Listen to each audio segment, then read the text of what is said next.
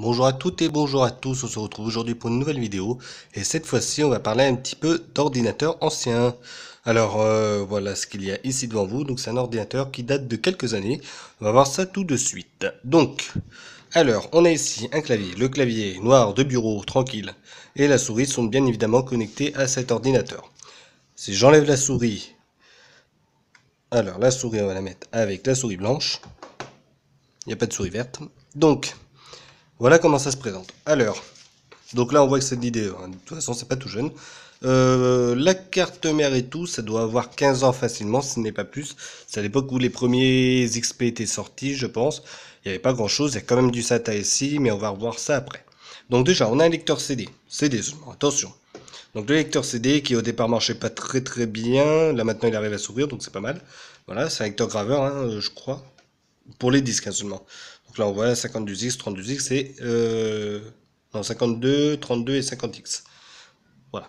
On a le disque dur qui est ici, donc le disque dur qui est un disque dur de 120 Go. Voilà, alors je vais aller dessus, ça va faire l'autofocus, si ça veut bien le faire. Voilà, donc 120 Go, tout va bien, donc c'est un IDE. Et ici, on a la carte mère. Alors, la carte mère qui est cachée par tous ces câbles. Donc là, le lecteur CD qui est ici, c'est d'IDE ici. Aussi, tout est en IDE. Et la lime, c'est une lime que j'ai récupérée aussi sur des tours que j'ai derrière. Enfin, derrière par rapport à moi. Voilà, je vais pas vous les montrer parce qu'elles sont un petit peu cachées. Voilà, alors je vais faire le focus, voilà. Sur la carte mère, donc comme j'ai dit qu'elle est assez âgée, on va aller un petit peu plus au-dessus pour voir tout en détail. Pas d'HDMI évidemment, c'est du VGA. La carte vidéo c'est une 64 Go, voilà, de mémoire graphique. Là on a deux barrettes de RAM, les barrettes de RAM c'est 2 x 512. Alors je pense pas qu'on puisse le voir, je suis en train de regarder, non on peut pas voir. Il faut que j'en démonte une pour que ça se voit. Alors, les barrettes mémoire, c'est 2 x 512, donc 1 Go de RAM, à peu près, hein, parce qu'à l'époque, ils disaient 512, mais c'est pas tout le temps ça. Donc là, on est à 980 mégas de mémoire vive. Le processeur, c'est un Pentium 4 de bonne facture, hein, un cœur, un seul cœur. Voilà, je sais plus combien de gigahertz exactement, mais on est à 1, quelque chose en gigahertz, ça casse pas non plus des briques. Voilà. Et puis, si je regarde l'arrière, voilà, alors là c'est l'arrière, évidemment on a les prises USB, 4 prises USB, la prise réseau, le son qui se trouve ici, là, voilà.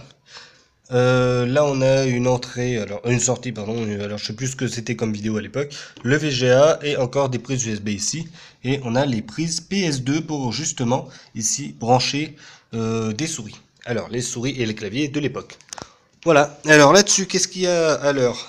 On a du Debian, voilà, j'ai installé dessus un Debian sur cette machine-là, en 32 bits, évidemment ça va de soi, puis on va justement l'allumer. Alors l'allumage, voilà, comme c'est un petit montage un petit peu spécial, voilà, j'ai mis ça sur le côté. Donc là, j'ai démonté ça d'une tour, pareil, et je l'ai adapté à la carte mère pour que tout fonctionne, seulement je n'ai pas branché la LED du disque dur, voilà, alors, parce que justement c'est sur un autre truc, et que là on a juste la partie de l'allumage, et puis la partie, alors je sais pas ce que c'est, les voyants jaunes, je sais plus. Donc là je vais l'allumer. Voilà, c'est le démarrage.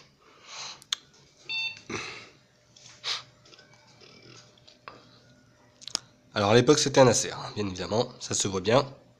On fait pas de pub mais bon presque. Donc on va le laisser démarrer, on va voir un petit peu ce que ça fait. Donc là je vais appuyer sur évidemment euh, le clavier et puis on va voir ce que ça va faire. Donc là évidemment il est en train de charger.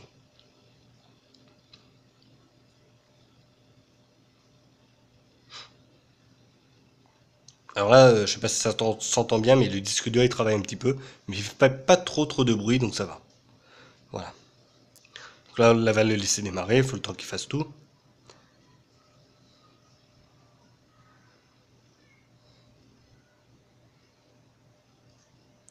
Et voilà. Donc là, ça y est, ça a démarré. C'est pas super long hein, quand même, malgré tout. Ça, c'est plutôt pas mal. Mince. Attendez, je reprends la souris. Voilà. Donc le mot de passe. Voilà, c'est parti. Donc je me connecte, évidemment. Ça va de soi. Et on va voir un petit peu tout ça. Alors, si vous voyez des lignes, hein, c'est normal. Hein, c'est vraiment que sur la télé, ça fait des lignes. On voit les fréquences vidéo dedans. Alors, ça fait un peu bizarre comme ça, mais bon, ça le fait. Voilà. Donc voilà comment c'est. Alors je m'approche un petit peu. Donc là, vous voyez que ça n'a pas mis non plus trop longtemps à démarrer. Alors à savoir que le disque dur, il fait absolument aucun bruit. C'est-à-dire que normalement, si j'ai déjà vu en marche avec du XP dessus, parce qu'avant il y avait XP, sur ce truc que j'ai récupéré, et il faisait pas mal de bruit malgré tout. Donc là, je l'entends juste tourner, hein. Je sens que ça tourne, c'est tout, hein. Le disque dur il tourne. Donc là, je vais allumer une application. Oui, c'est bon, on a bien la télé, c'est bon. Alors, voilà, gestionnaire de fichiers.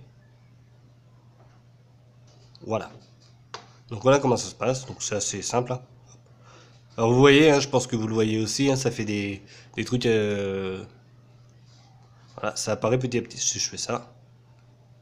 Voilà, ça essaye de suivre, hein, mais bon, évidemment, ça canne un peu, mais bon, la mémoire vidéo, hein, c'est pas trop ça. On va aller ouvrir un truc, donc LibreOffice. C'est hyper rapide, hein, je trouve, pour un PC de cette époque. Donc là, alors on va aller sur Writer.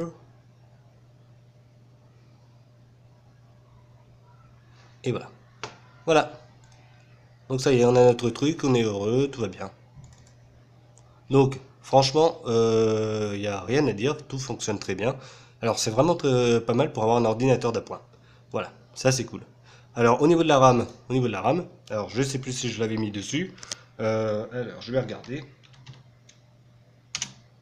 Ouais, 152 mégas de RAM. Alors là, je pense pas qu'on le voit très bien à l'écran si vous arrivez à le lire, mais je vous le dis. Alors, je vais me rapprocher un petit peu, vu qu'il n'y a pas le zoom sur le téléphone. Voilà. Donc vous voyez que je vous mens pas, un seul processeur, CPU, il n'y en a qu'un seul. Alors, après, combien de gigas il fait, je sais plus, mais bon, c'est pas énorme non plus, hein, c'est vraiment vieux tout ça. À l'époque ça fonctionnait, ça faisait juste tourner du XP, et puis voilà, hein, c'était déjà pas mal. Donc, pour faire un petit peu de bureautique, c'est cool. Pour aller sur internet, je pense que ça doit pas trop poser de problème, sauf YouTube qui marchera pas. Et voilà, donc vraiment pour un ordinateur d'appoint. Bon.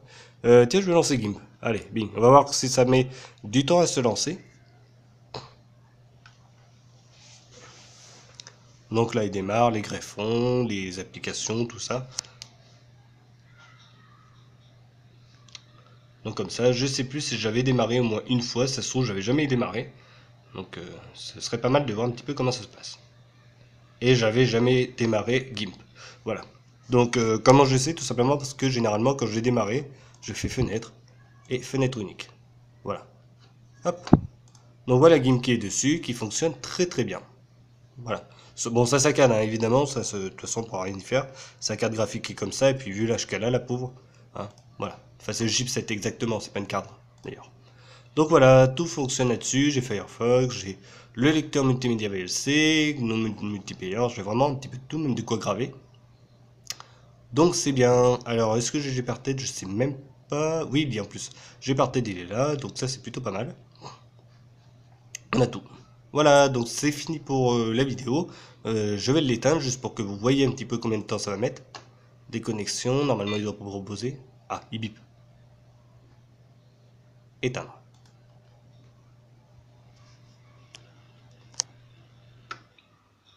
Voilà, c'est éteint. Alors je sais pas si vous l'avez entendu, hein, mais je peux vous dire que c'est éteint. Voilà, le ventilo il est à l'arrêt.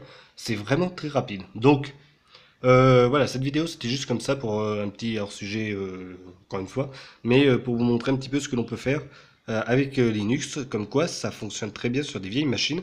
Alors attention, il faut bien prendre en compte, sur une vieille machine, prendre du 32 bits pour que ça fonctionne. Si vous prenez du 64 bits, que vous le mettez sur un AMD 64 de l'époque, ça va ramer à mort. Déjà, ce sera pas fait pour. Et puis Linux va pas comprendre pourquoi il y a si peu de RAM pour une machine qui est censée être puissante. Voilà. Donc je dis ça, c'est entre guillemets, hein, c'est en gros, hein. Mais 64 bits, quand on a 3 à 4 gigas, ouais, c'est cool. Quand on a 1 giga comme ici, voire moins, en 512, il faut rester en 32 bits, sinon ça marchera jamais. Voilà, surtout si on va sur Internet. Mais pour tout le reste, c'est impeccable de ce côté-là, tout fonctionne. Franchement, je pensais pas, j'ai monté ça comme ça sur le bureau, tranquillement. Et bah, c'est nickel, ça me sert un petit peu de test, notamment pour essayer un système, c'était ReactOS. Alors j'avais mis le CD, donc le CD je vais vous le montrer. Voilà, ReactOS qui est ici. Donc j'avais essayé de l'installer, mais ça refuse le clavier. Donc je peux pas avoir accès au clavier ni rien, ça bug. Alors peut-être parce que c'est en USB, je sais pas, mais il manque quand même pas mal de choses dans le système pour que ça fonctionne, ce qui est un petit peu dommage. Je vais éteindre la télé, parce qu'il fait déjà bien assez chaud comme ça. Voilà.